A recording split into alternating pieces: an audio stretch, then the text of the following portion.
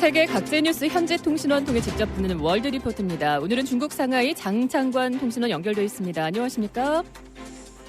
예, 안녕하십니까? 예. 상하이 장창관입니다. 전기차 혹시 타십니까? 장 통신원께서는? 아니요. 근데 많이 보이죠? 근데 중국에서도 많이 보이죠? 아우, 엄청 많죠. 예. 지금 올 6월 그 통계를 보니까 중국 내 전체 이제 자동차 대수는 4억 4천만 대라 그러고요. 예. 이제 이 중국에서 이제 신에너지차라 그러죠. 그 전기차나 이런 걸 갖다 신에너지차라 그러는데 예. 그게 2,472만 대로 그게 전체 차량의 약 7.18%를 지금 차지하고 있는데 이 이제 신차 에너지는 이 중국 내에 있는 차만으로도 전 세계의 절반 이상을 차지한다고 합니다. 아, 그만큼 중국의 또 인구수, 차량 대수가 많다는 얘기죠. 전기차가 어떻게 보면 가장 많은 나라가 중국일 텐데 한국도 이제 수요가 늘면서 전기차 화재가 좀 발생을 빈번하게 하는 터에 고민이 많습니다. 충전 시설도 좀 들여다보고 하는데 중국은 그러면 충전 시설 부족이라든가 이런 다른 문제들은 없어요? 불거지는 것들? 네, 중국도 사실 충전 시설 부족이 사실은 제일 문제가 있습니다. 근데 이제 앞서 이제 신차 에너지가 전국에 이제 2,472만 대가 있다고 말씀드렸잖아요. 예. 근데 이제 충전기 대수는 이제 그 발표에 보면은 이제 7월 말 기준으로 했을 때 총 1,060만 4천 개로 이게 전체 그 위에서 한 53% 정도 전기차의 한 절반 사실은. 정도는 되네요. 예. 예. 근데 이제 문제는 이게 대부분 이렇게 동쪽으로 많이 몰려 있습니다. 워낙 중국이 땅덩이가 또 크잖아요. 예. 그렇죠. 그래서 이제 시내 주행은 사실은 크게 문제가 없어요. 건물마다 한두 개씩 이런 꼭꼭 있고 이렇게 해서 웬만큼 이제 준비가 되어 있는데 이제 안쪽으로 들어가면은 사실은 이제 그 문제가 있는데요. 예. 중국은 특징이 뭐냐면은 이 주유소가 좀 멀리 있습니다. 그러니까 특히 고속도로 상에서 문제가 생겨요. 예. 한국은 보면 그 고속도로 휴게소가 중간중간에 가까이 있거든요. 이렇게 있지 않습니까? 근데 여기는 한 60km씩 어떤 데는 먼 데는 80km씩 이렇게 떨어져 있는 데가 꽤 있습니다. 저도 출장이나 이런 거 가보면은 그래서 이 중국은 이게 휘발유차도 이 게이지가 제일 밑에 가 보면 빨간색 한 칸이 빨간색입니다. 예? 그래서 저는 처음에 이해를 못했는데 미리 그 기름을 넣으라는 뜻으로 그렇게 표시되어 있다고 합니다. 그럴 정도로 주유소가 멀기 때문에 이제 휴게소가 멀다 보니까 이제 전기차나 이런 것들이 그 고속도로 탈 때 이제 문제가 많이 생기고 있습니다. 충전하기도 쉽지 않지만 충전도 또 빨리 돼야 되겠네요.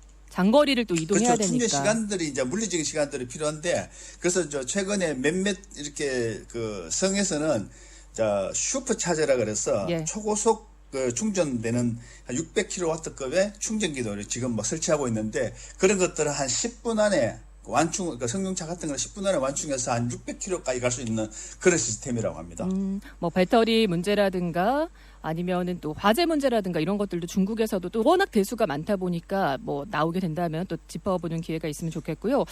수소 전기차 비중도 중국이 함께 높이고 있는 걸로 알고 있습니다. 다른 나라보다 좀 앞서고 있는 것 같아요. 인프라 구축에 벌써 나섰다고 하는데 직접 얼마 전에 상하이 수소 연료 기업을 장창관 통신원이 취재를 하셨어요?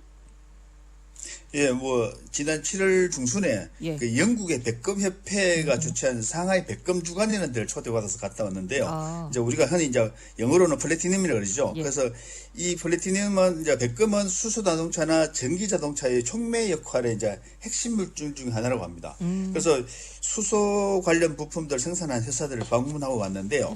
근데 이미 버스, 트럭, 상용차, 승용차에 적용 가능한 수소 전지 연료가 많이 나와 있었고요. 같이 탐방에 동행한 외국 유럽계 투자은행 관계자들은 이제 부동 방식이나 적용 범위 이런데 굉장히 관심을 많이 가지고 있었습니다. 그러면 중국에서는 이미 수소 연료 전지가 좀 상용화되고 있는 겁니까?